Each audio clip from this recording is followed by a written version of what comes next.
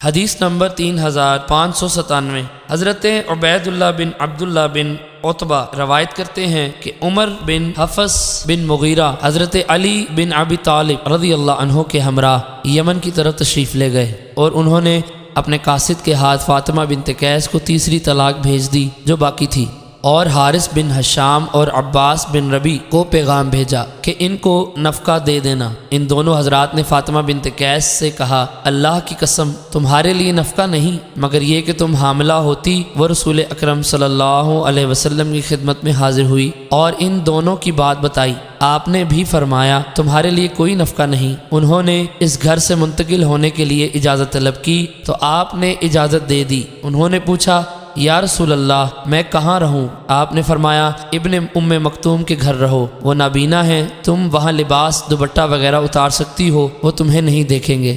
جب ان کی عدت پوری ہو گئی تو نبی اکرم صلی اللہ علیہ وسلم نے ان کا نکاح حضرت اسامہ بن زید رضی اللہ عنہ سے کر دیا۔ حاکم مدینہ مروان نے قبیصہ بن زویب کو ان کے پاس بھیجا کہ وہ ان سے حدیث کے بارے میں سوال کریں۔ انہوں نے حدیث بیان کی تو مروان نے کہا، ہم نے یہ حدیث صرف ایک عورت سے سنی ہے، ہم اسی فیصلے کو اختیار کریں گے جس پر ہم نے لوگوں کو پایا۔ جب مروان کی یہ بات حضرت فاطمہ بنت قیس کو پہنچی تو انہوں نے کہا، میرے اور تمہارے درمیان قرآن کا فیصلہ ہے، اللہ تعالیٰ ارشاد فرماتا ہے ان کو ان کے گھروں سے نہ نکالو۔